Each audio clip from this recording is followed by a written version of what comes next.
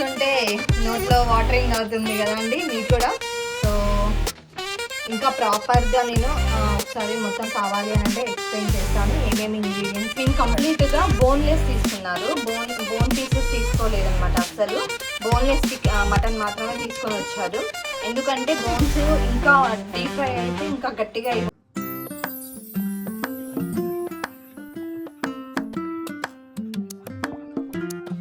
Hi అండి, welcome to శ్రీవారి వెంటే శ్రీమతి ఛానల్. అందరూ ఎలా ఉన్నారు? బాగున్నారా? మేము బాగున్నాం. మీరందరూ కూడా బాగుండాలని ఆ భగవంతుని మనస్ఫూర్తిగా కోరుకుంటున్నాను. కొత్తగా ఈ వీడియో ఎవరైనా చూసినట్లయితే లైక్ చేయండి, షేర్ చేయండి, సబ్స్క్రైబ్ చేసుకోండి.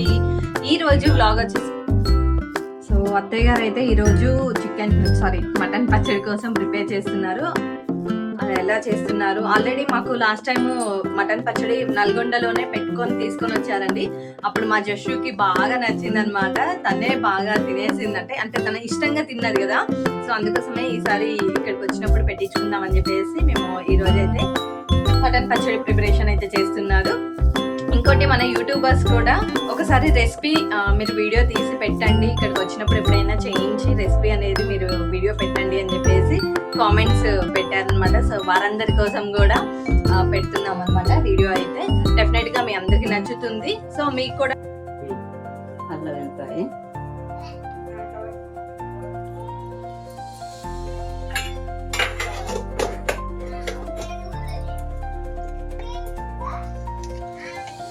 పసుపు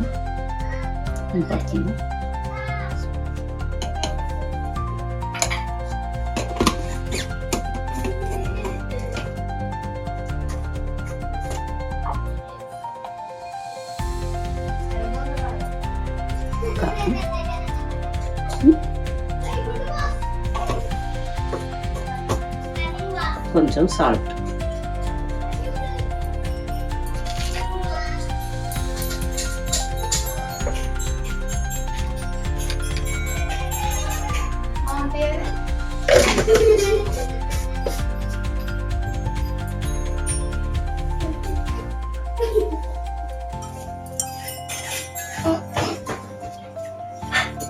గరం మసాలా,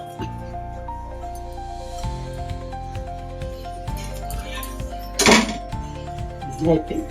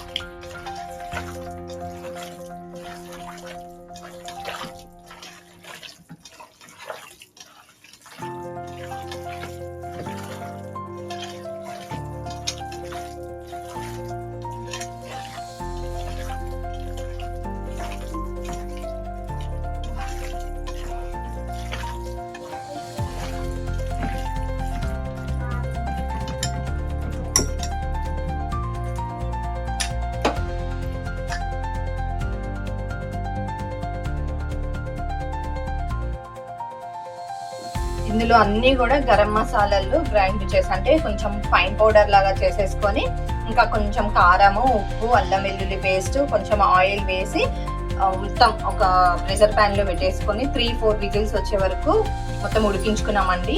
వాటర్ పొయ్యలేదు. ఎందుకనంటే ఆల్రెడీ మనం సాల్ట్ వేసినప్పుడు ముక్కలలో అంటే మనం మీట్ లో ఆ మాంసంలో ఉండే వాటర్ అంతా కూడా బయటకు వచ్చి ఉడుకుతుంది కాబట్టి అసలు వాటరే పొయ్యలేదు. వాటర్ పొయ్యకుండా అల్లం పేస్ట్ ఇదంతా కూడా కొంచెం జ్యూసీగా ఉంటుంది కాబట్టి దాంతో పాటే ఉడికింది అనమాట. సో ఇప్పుడు దీన్ని మళ్ళీ డీప్ ఫ్రై చేసుకోవాలి. కొంచెం ఆయిల్లో డీప్ ఫ్రై చేసుకోవాలి. సో ఆయిల్ అయితే వేడెక్కుతుంది. ఇంకోటి ఏంటంటే మేము కంప్లీట్ గా బోన్లెస్ తీసుకున్నారు, బోన్ పీసెస్ తీసుకోలేదన్నమాట అస్సలు. బోన్లెస్ మటన్ మాత్రమే తీసుకొని వచ్చారు. ఎందుకంటే బోన్స్ ఇంకా డీప్ ఫ్రై అయితే ఇంకా గట్టిగా అయిపోతాయి. సో టేస్ట్ కూడా ఉండదు కాబట్టి ఎప్పుడైనా పికిల్స్ పెట్టాలి అనుకుంటే బోన్లెస్ తీసుకోవాలండి మటన్. చికెన్ అయితే విత్ బోన్ తో పెట్టినా టేస్టీగా ఉంటుంది. ఇవన్నీ కుక్కర్ వేసాను, ముక్కకు కారం ఎందుకు అని అంటే ఇందులో అత్తయ్య గారు చెప్తారు. చెప్పండి మీరు. స్పెషల్ పానంలో ఇవన్నీ వేసి ఉడికించినందుకు వాటికి ముక్కలకి ఉప్పు కారం పట్టాలి కదా, అప్పుడు అంత టేస్టీగా ఉంటుంది. టేస్టీగా ముక్కలు టేస్టీ వస్తుందని అట్లా. అవును, కుక్కర్లో అంటే మనం మళ్ళీ డీప్ ఫ్రై అయిపోయిన తర్వాత చప్పగా ఉంటాయి ముక్కలు, వాటికి ఏమి వేయకపోతే చప్పగా ఉంటాయి కాబట్టి ముందే వేసి ఉడికిచ్చినట్లయితే కొంచెం ఆ ముక్కలకు కూడా సాల్ట్, కారము, గరం మసాలా ఏవైతే ఉన్నాయో మనం వేసే ఇంగ్రీడియంట్స్ అవన్నీ కూడా ముక్కకు పట్టేస్తాయి. మనం డీప్ ఫ్రై చేసి మళ్ళీ కారం అవన్నీ యాడ్ చేసుకున్న తర్వాత ఇంకా అప్పుడు ఇంకా టేస్టీగా అనేది ఉంటుంది అనమాట. మళ్ళీ కొంచెం కారం, మసాలా ఓకే, సో ఈజీ అండి, కాకపోతే కొంచెం ఓపికతో చేసుకుంటే చాలా టేస్టీగా ఉంటుంది.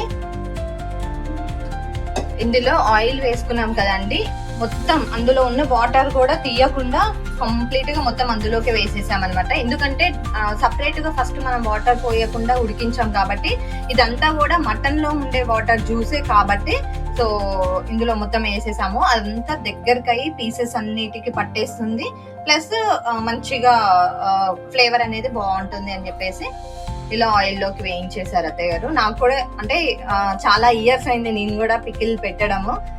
ఒకసారి ఇప్పుడు వేదార్థ చిన్నప్పుడు అన్నప్రసన్నప్పుడు ఊర్లో ఏటల్ని చూసినప్పుడు అప్పుడు పెట్టాము.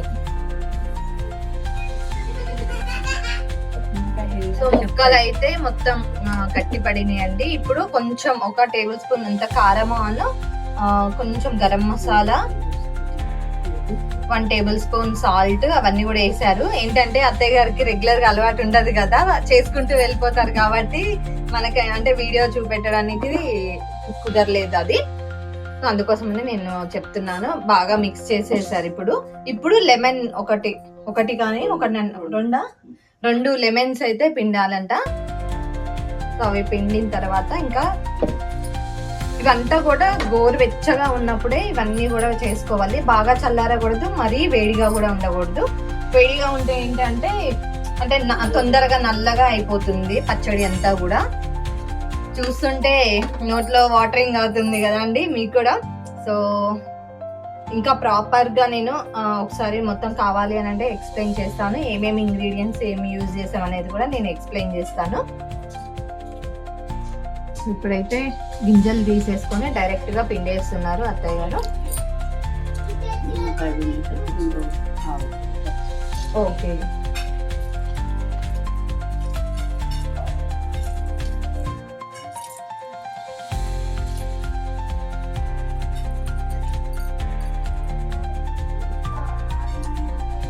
సో ఇలా అంత నిమ్మకాయలు 2 నిమ్మకాయల వరకు పిండుకోవాలి. ఇది అండి మటన్ పచ్చడి పెట్టే విధానము. సో డెఫినెట్ గా మీ అందరికీ నచ్చిందని అనుకుంటున్నాను.